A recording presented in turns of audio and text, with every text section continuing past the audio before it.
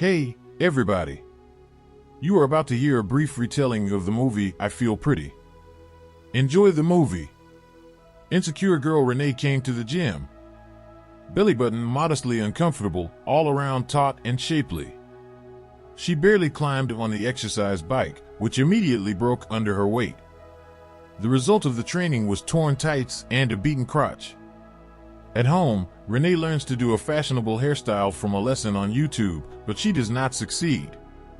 In the store, they tell her that they only sell standard sizes, and Renee can probably find something for herself in online stores. Even babies cry at the look on her face. Renee herself hates her body. She works in the cosmetics company Lily Leclerc, but her workplace is located in the server room, next to the programmer Mason. Her girlfriends are happy that Renee can steal makeup from work. They convince her to go on a triple date and convince her that different guys like different girls. And our heroine doesn't know what to do with her social media photo. Choose a pose more successful, throw a couple of filters, and here on a date see in the eyes of disappointment, and be photographed as it is, so no one will not write. In the end, drunk girlfriends made a joint photo for the dating site. At work, the servers are down and now Renee has to personally report to her boss Avery Leclerc, but Renee worries that she looks too much of a sucker to appear in front of the head of the company. Everyone at headquarters is so young, hip and beautiful. It turns out that a receptionist is needed and Renee is excited about the opportunity. Among the executives is Lily Leclerc, Avery's grandmother and the founder of the company.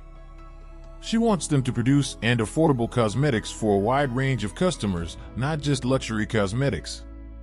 In the evening, Renee studies the job posting and after reading the line, "Your face is the face of the entire company," and immediately closes her laptop, giving up the fight for her dream job. At the cosmetics store, she ran into Mallory, the girl from the gym, and the latter inquired about her crotch. Some dude immediately started hitting on her. Renee is thrilled. No one has ever tried to hit on her in a normal place. She's always wondered what it's like to feel truly irresistible. Too bad no amount of makeup can help her with that. Tonight, Renee watches the movie Big, with Tom Hanks.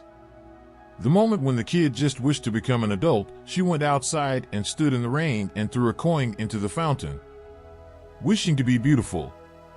In the morning, Renee went to the gym again and screwed the saddle onto the exercise bike. The trainer entered the gym and motivated the blonde to pedal at full power. She broke up so much that she fell off the trainer and hit her head several times. Renee comes to her senses in the bathroom and looks surprised at her chubby arms, and then at her thighs, and for some reason declares that she has abs like a stone. And what a hottie looking back at her and the mirror, it's definitely her. Renee's sure she's totally transformed. Isn't it a dream come true? What breasts, what an ass. Renee walks out into the street a different person. Suddenly she starts to hold the door open and whistle at passers-by. She only felt that way, but the main thing was that she came to Lily Leclerc and said she wanted to work at the front desk. In the bar, Renee gagged her friends so that they would not scream in surprise when they saw her. "It's me," Renee enthusiastically declares, blonde, and shows herself from all sides. Well, friends are friends and they agreed that she looks great and in general she is good. But they still can't understand what's going on. In line at the dry cleaners, the blonde got into a conversation with a bearded man. The man asked her what her number was, and the confident girl decided that he wanted her phone number. Eventually, she practically forced the bearded man to exchange numbers. The girlfriends decided to check their dating site account and no one had even logged into it during that time. "It was all because of me," Renee says. "I dragged everyone to the bottom. I need to rephotograph it." Renee is here for her interview. It will be with CFO Helen Gray and CEO Avery Leclerc. Helen immediately says that Renee is not a good fit, but she blurts out that she could model, but there is no better place for her than this office, and she convinced the business ladies to give her the opportunity. She announces her transfer to Mason outside the most appropriate place. With a confident gait in a pink skirt and jacket, Renee came to the coveted place of work, but when the first customer saw the new receptionistka, she thought she was in the wrong place. But the girl is friendly and very diligent. When Renee first saw Grant LeClaire, Avery's brother, she was out of breath and speechless. After chatting with the blonde for a bit, Grant was pleased with her appointment. However, during the presentation of blush, she knocked the novelty and it fell to the floor. Renee was surprised that they didn't come with a brush. Avery decided to listen to the girl from the people as she sees their products from the new diffuse line, and she thinks the $8.50 blush should have a brush.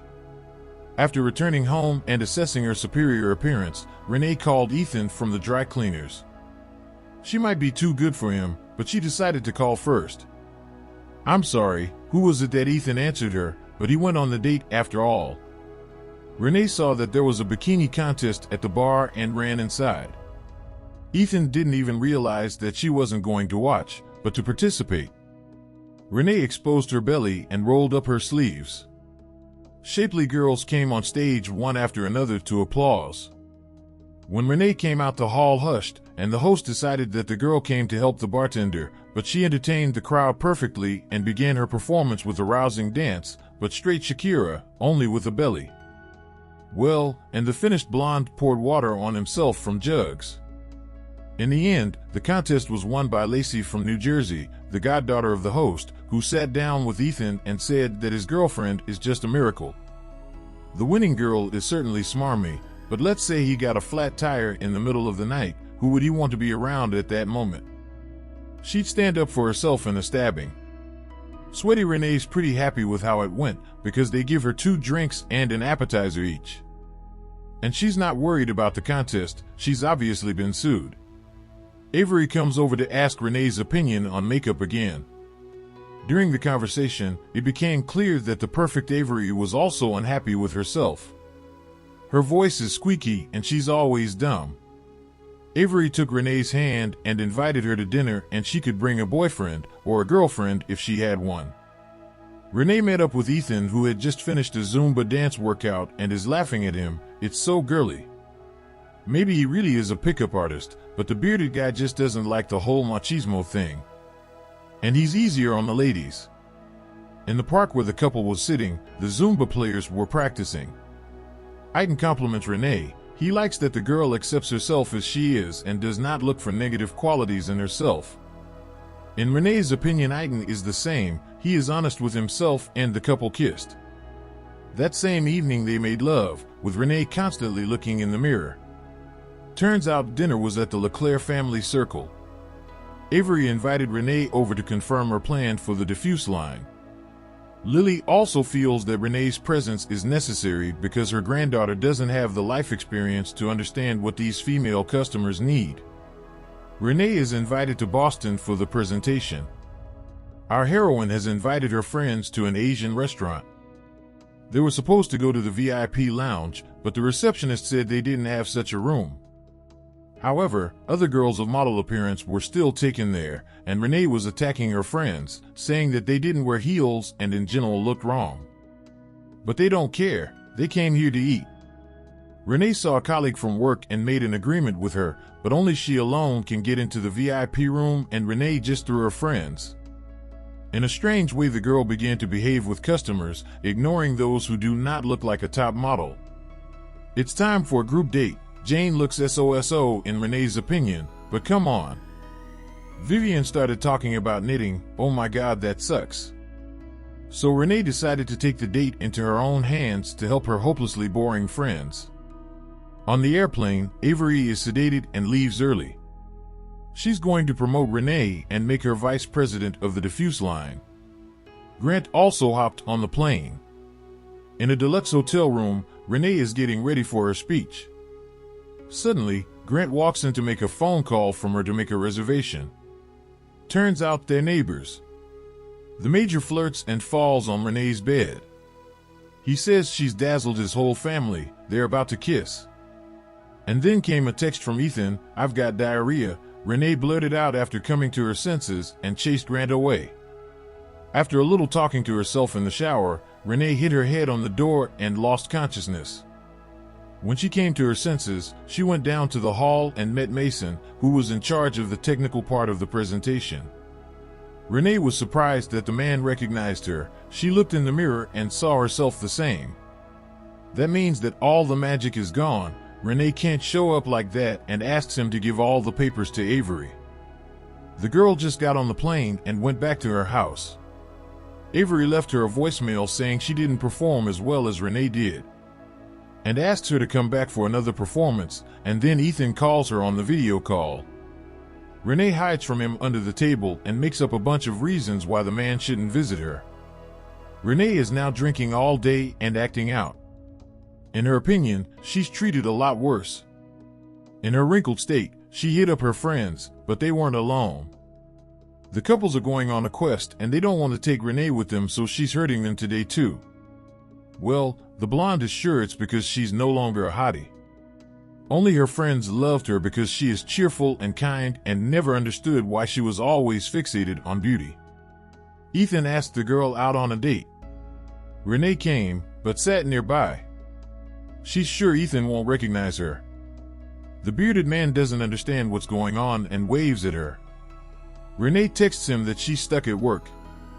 Ethan takes it as a love play and approaches Renee to get to know the stranger and offers her a drink, but Renee frowns and changes her voice. Ethan tells her how lucky he is to have his wonderful girlfriend.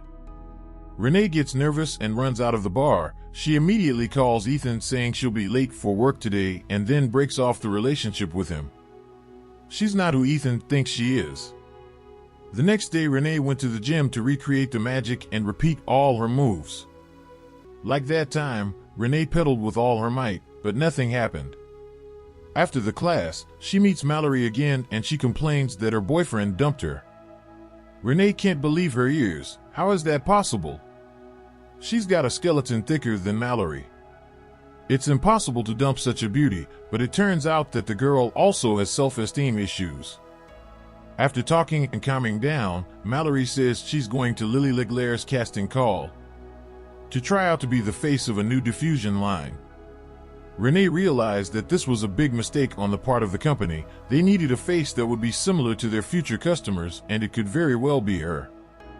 That same day, the girl apologized to her friends. At the launch party, Renee sneaked in with an IT guy. Avery, with her husky voice, addressed the guests, for some reason mentioning that their brand was founded in 1200 AD. This cool speech was interrupted by Mason. Renee wanted to make a spectacular appearance in front of everyone, but she couldn't break through the sturdy canvas. Guests may know her as glamorous perfection, but that's not her. Here's the real Renee. What's the fun of it? Here's a voice from the crowd.